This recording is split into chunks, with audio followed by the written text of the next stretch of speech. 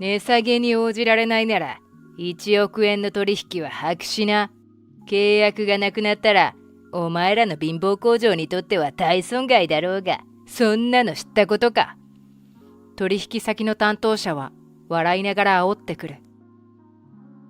そんな、品物はもう生産に入っているのに、今更キャンセルなんて困ります。だったら、こっちが言っている値段に下げろよ。それができないなら、契約破棄だ。それは。人が困っているところを見て楽しむのが趣味な彼は、唖然としている俺の姿に、ますます調子に乗っていた。俺はそんな彼の顔を見ながら考えた末にこう言った。わかりました。値下げはできませんので、契約終了なら勝手にどうぞ。俺の名前は佐々木優太、26歳の会社員だ。突然なんだが、最近取引先の担当者に振り回されて困ったことになっている。俺の働いている会社は車載用セキュリティ機器、ドライブレコーダーなどの製造を行っている工場だ。取引先はメーカーや小売店などだが、問題となっているのは得意先の一つの自動車メーカーだ。この会社とはそれなりに長い付き合いなのだが、今年変わった担当者がくせ者で困ったことになっている。担当者の名前は今野といい、30歳くらいの中肉中背の男だ。おい、佐々木、お前んとこみたいな弱小工場、うちとの契約がなくなったら終わりだろ。今の社長はお人よしだからお前んとこと契約しているが、俺が社長になったら契約は止めるかもな。嫌味を言うのが趣味の今野は、打ち合わせのたびにこんなひどいことを言っては煽ってくる。実は彼は取引先の社長の息子らしく、自分は次期社長だと言って、周りの人間にひどく横柄な態度を取るのが癖になっているようだ。社長の息子ということもあって、取引先の社内でもみんな怖がって厄介者扱いされているらしい。要するに誰も注意してくれる人がいないのだ。いいか、うちの会社と契約したい工場はいくらでもいるんだよ。それをこっちはお情けでお前のとこと契約しているわけ。そこんとこ分かってんのか。はい、すみません。いつもありがとうございます。横柄な物言いに反感を持つこともあったが、相手が社長の息子となれば軽率に言い返すこともできない。正直彼の態度にストレスはたまる一方だったが、これも業務の一環だと思い、毎日なんとかやり過ごしていた。だけどそのせいで相手は完全に俺のことを舐めていて、立ち入った話題にもずかずかと踏み込んできた。おい、佐々木、聞いたぜ。お前、中卒なんだってな。そんなんでよく会社に採用されたな。特にネタにされたのは俺の学歴だ。俺は母親が小さい頃に病気で亡くなり、父子家庭で育った。しかも悲劇的なことに、俺が中学の時に父が交通事故に巻き込まれ、介護が必要な状態になってしまった。そこで俺は中学に通いながら父の介護をするようになった。いわゆるヤングケアラーの状態だったのだ。部活もできないし、友達とも遊べない。家事も全部俺がしないといけないので、学校の勉強との両立も大変だった。この時は人生どん底だったが、幸い父親の親族が俺たち親子に手を差し伸べてくれ、生活のためのお金を貸してくれた。そのため食べることだけには困らなかったのだ。そして俺は中学卒業後、いくつかの仕事を掛け持ちして親戚に借りたお金を返すためと、父の介護費用を稼ぐために懸命に働いた。だけどバイトじゃいつまで経っても生活は楽にならない。そこで働きながら寝る間も惜しんで通信講座で高卒認定を取り、23歳の時に今の会社への就職を決めたのだった。車載装備を製造するこの工場に就職した理由は、交通事故を少しでも減らしたい。俺たち親子のように心身ともに傷ついて困窮する人を減らしたいと思ったからだ。だけど、そんな俺の事情を知らない今野は、今時中卒なんて人生終わってんな。なんて軽々しく人の人生をバカにするのだった。横暴な今野にとって、俺は底辺中の底辺らしかった。最初はとても腹が立ったけど、こんな人間に何を説明したところで理解することはできないだろうから、俺はなるべく気にしないようにして、毎回事務的に付き合うようにしていた。だけど彼の困ったところは暴言だけじゃない。非常に適当な性格で、こちらが提出した資料をろくに読まずに文句を言ってきたり、すでに納期が確定し生産に入った案件に後から数を減らせとか増やせとか言ってくるのだから、たまったもんじゃなかった。だけどこのことに対して文句を言うと、お前らがきちんと確認しなかったのが悪いなどとイチャモンをつけてくるものだから、正直手に負えなかった。こんな横暴な彼に振り回されて、いつか何か起こるのではと不安に思っていたのだが、ある日事件が起こってしまったのだ。それは今野のメーカーが来年発売する予定の新車種に搭載するドライブレコーダーの注文だった。当社の契約は1万台分で1億5,000万円の発注だった。それがある日、俺は今野に彼の会社に呼び出され、衝撃的なことを言われたのだ。1億5,000万を1億円に値下げしろって？そんな、さすがにそれは無理です。何でも再三こちらから確認を取っていたにもかかわらず、今野はドラレコ発注の見積もりを間違っていたらしい。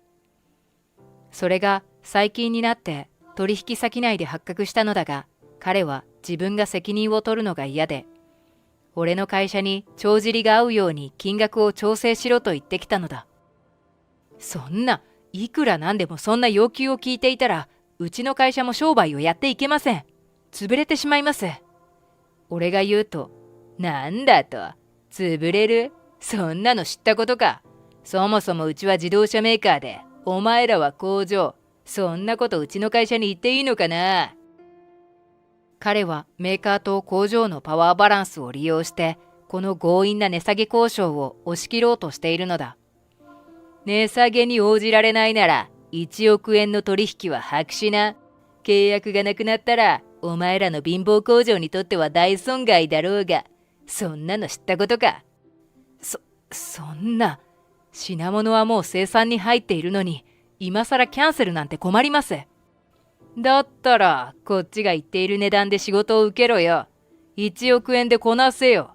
それができないなら契約破棄だ。それは。人が困っているところを見て楽しむのが趣味の彼は、唖然としている俺の姿に、ますます調子に乗っていた。そして、こんなひどいことを言ったのだ。まあ、お前のところが受けなければ、もっと安い海外の製品を使うからいいけどな。所詮、ドラレコなんてあってもなくてもいいようなもんだろ。はあ？唖然としていると、彼は俺の顔を見て、ああ、そういえば聞いたぞ。佐々木、お前、中卒な理由は親が交通事故に遭ったからなんだってな。親ガチャ失敗したやつはやっぱ大変だな。なんだと？あまりの言葉に絶句してしまった。自動車メーカーの人間の言葉とは思えない。俺は自分の親もそうだし、仕事柄交通事故に遭った人の大変な話を聞くことも多かった。たとえ交通事故に遭ったことがなくても、親が働けなくなったり、家族が倒れて介護が必要になったりしたらどれだけ大変か。他人を思いやる心があれば、想像力さえある人だったらわかるはずだ。それをこんな風にバカにして。今までは仕事のために我慢していたけれど、いくらなんでも今回ばかりは堪忍袋の尾が切れた。もう許さないぞ。そこで俺は相手に言ったのだ。契約終了。わかりました。問題ないです。一瞬変な顔をした今野。だけどニヤニヤと笑い顔になって、おいおい、やけくそか。お前のとこみたいな弱小工場、うちとの契約頼みだろ。ほら、無理せずに値下げしておいた方がいいんじゃないか。どうやらまだ値下げ交渉を押し切れると思っているらしい。俺は怒りを抑え、いえ、結構です。値下げはできませんので、契約終了なら勝手にどうぞ。わざと喜んだ調子できっぱりと断った。すると俺の態度が尺に触ったのだろう。彼は嫌な顔をして、へえ、あっそ、お前うちの会社にそういうことを言っていいんだ。ずいぶんな態度だな。これは社長の親父にも報告しておこうかな。うちはいいんだぜ。最近流行りの安い海外製の品物でいけるだろうし、社長にはお前のとこが契約破棄してきたと報告しておくから覚悟しておけよ。と脅してくる。だけど結局俺は今野の嫌味に折れることなく、取引先としての関係は今日の交渉をもって終了ということになった。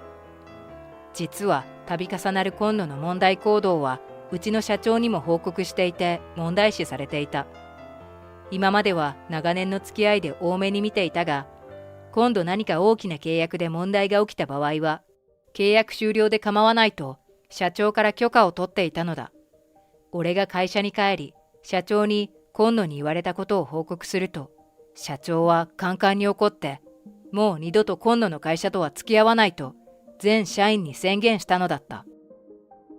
その翌日、俺が会社でいつも通り仕事をしていると、受付の女性から今野が俺を訪ねてきていると言われた。はあ、今更何の用なんだ。俺は昨日の怒りを思い出しながら応接スペースに向かった。するとそこにはひどく憔悴しきった様子の今野が縮こまっていた。いつもだったら、ボロ工場にわざわざ出向いてやったんだぜ。と大きな態度で言うはずの彼が、見る影もないほど萎縮している。で、何の用ですか？俺が言うと、この度は大変申し訳ございませんでした。応接スペースの机に頭をこすりつけるようにして謝る彼。はあ？今野の話によると、彼は俺の会社との契約を破棄して意気揚々と海外製の安いドラレコに乗り換えようとしたのだが、なんと断られてしまったらしい。電話をかけた海外メーカーがうちの会社と取引してくれないんだ。ひどく憔悴しきった今野。実は今野が当てにしていた海外製の製品は、うちの会社が以前に技術提供した会社の代物だったのだ。うちの社長は昨日今野の態度の話を聞いて相当怒っていたから、海外メーカーに今野のことを暴露して取引しない方がいいと耳打ちしたのだった。だから今野は電話をかけた海外メーカーに話さえ聞いてもらえなかったという。そして結局慌ててうちの工場に契約を戻してくれと言いに来たのだ。最初の契約通り1億5,000万円で構わない。だから昨日の話はなかったことにしてくれ。こう言って頼み込む今野。その姿を見て正直ざまあ見ろと思わざるを得なかった。俺は彼に対して、申し訳ないですが、もうあなたの会社に売る商品はないんです。きっぱりと告げた。実はドライブレコーダーですが、他の自動車メーカーから連絡がありまして、来年発売する予定の新型 EV モデルに標準で搭載したいから、まずは1万個納品していくという話になりまして、工場の生産ラインはその契約で埋まってしまいました。だからあなたの会社の契約を受けることはもう無理なんです。何？絶句する今野。それから他にも契約はありますよ。大手保険会社からの問い合わせで、自動車保険を契約した顧客にレンタルするドラレコを5,000台確保したいという話。他にも市からの要請で市内の教育機関の送迎バスに安全ベルの設置を義務付けが決まったみたいでして、その注文も受けています。そんな。別にあなたのところとの1億円程度の契約がなくなっても、うちは全く困らないですね。ケロリと言った俺の言葉に、今野は真っ青になっていた。むしろ、あなたの会社の契約がなくなった分、他の仕事を受けられるようになって本当に良かった。そう言った俺の言葉に、頼む、佐々木、助けてくれ。実はお前のところの契約を破棄して海外製品にも乗り換えられなかったら、自動車の生産に大変な影響が出るんだ。社長にバレたら大変なことになってしまう。そもそも自分が横暴な態度で契約をドタキャンしなければ、こんな事態にはならなかったのに。うちの会社と取引先は長年のよしみで少し割り引いた価格で製品を提供していたから、今野の会社にはうちと同じ値段でドラレコや他の車載装備を納品してくれる会社はないだろう。そうすると今回の件は取引先の車の値段にも影響が出るに違いない。社長からの大目玉は間違いなしだろう。佐々木、すまない。俺が悪かった。この通り、なんとかならないか。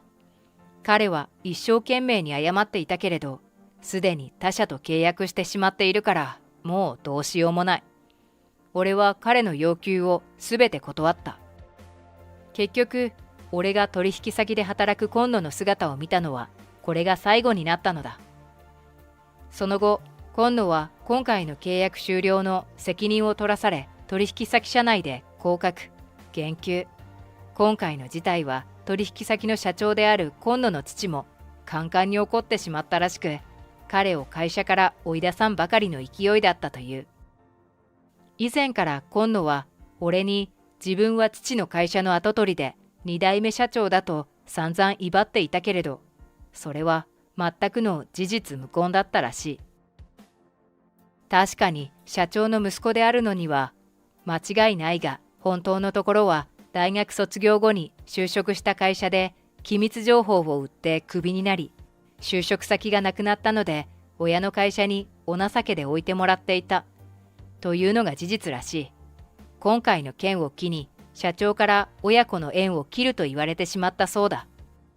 やれやれ、今野は本当にしょうがないやつだったのだ。それからしばらく彼は平社員として働いていたようだが、社内の居心地が悪かったのか、いつの間にか辞めてしまったという。そういえば、俺が街を歩いている時に、清掃のバイトをしている彼らしき人物を見たな。ひどく老けていて、別人かと思うほど憔悴していたのが印象的だった。あの様子を見ると、いくつものバイトを掛け持ちして、低所得で苦労しているに違いなかった。今まで父の会社で傲慢な態度をとっていた彼は、今や身をもって人の苦労を味わっているのだった。その後、俺は会社で昇進し、現在はシステム開発を担っている。今は AI を使った社内の取り残し防止システムの開発や、地震などの災害で停電が起こった時に自動車から電気を供給できるようにするなど、災害や不測の事態に強い車を作るのが目標だ。もちろん自動運転や危険予知など交通事故防止システムも強化している。これからも車に乗る人の安全を守るために誇りを持って仕事を続けていこうと思う。